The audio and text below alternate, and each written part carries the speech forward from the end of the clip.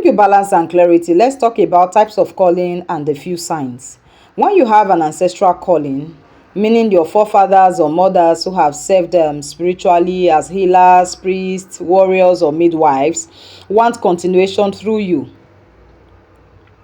Then you dreams of late relatives, seeing yourself serving in the shrine, and so much more. You understand? So, what might be of need is ancestral appeasement, maybe shrine if you are chosen to serve, but not always.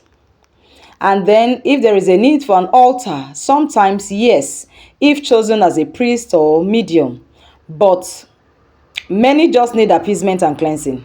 It's on a very rare note.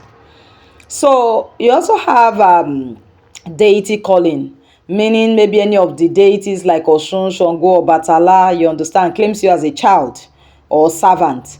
So the signs you could be having is seeing all those things, maybe like river, Oshun, you see thunder or lightning, fire, that is Shango, you understand, then you see sudden attraction to certain foods or colors, you understand, that there is a need for initiation or service to that deity.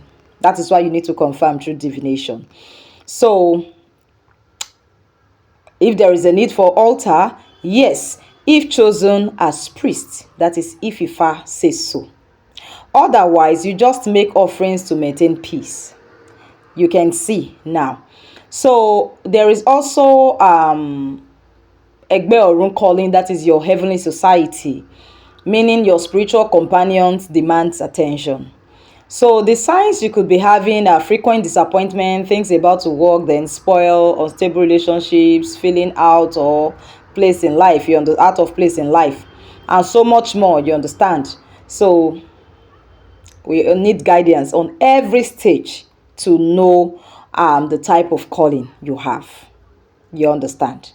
So there is a need for Egbe appeasement, that is feeding Egbe, performing offerings, or maybe having an Egbe pot, you understand. So an altar, not always, not always. So that is why you see some persons now, any disease that you are going to do Egbe, wa fidi Egbe lele, and this one, not always. Is the father will confirm that if you actually need that particular thing. Most of them are genuine. You understand? So many only need Egbe work done at shrine, not to keep a permanent altar. Even if an altar is created for you, there should be a reason behind it. And it should be authorized by Ifa. You understand? So, there is also herbal calling, healing or herbal calling. That is meaning you are gifted to heal with herbs, prayers, and words. Yes. The signs, you have interest in herbs, learning about leaves, you understand, through dreams, healing others unknowingly. People always coming to you for advice or help.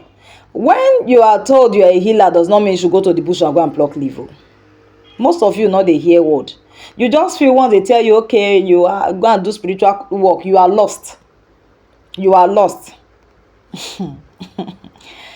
There is a need of training in herbs, prayer power, and guidance. And also, regarding altar, not always. Because herbs themselves are your altar. And we also have a prophetic and seer calling. That is, you are gifted to see visions, dreams, and messages. Dreams come through, spirits whispering to you, sudden visions, you understand. Then there is a need for discipline, prayer, cleansing, maybe a mentor. Then altar, no. Only spiritual discipline and guidance. So we also have the mission calling. Destiny helpers. You are chosen to help people, not to serve in shrine. You understand? So the signs is that people always lean on you for help. You feel burdened by others, you understand problems, and so on. So there is a need for destiny alignment. Yes. And also your Ori appeasement. So an altar, no. Because your Ori is your altar, in case you don't know. So why not all requires altar is because an altar ties you permanently to a path of service. And then some only need appeasement, cleansing, like I mentioned before, or initiation without keeping an altar. So many spiritualists exploit ignorance by rushing people into altar building, even when it is not in their path. Some person tell me, princess, why didn't you do this for me? Are you that person?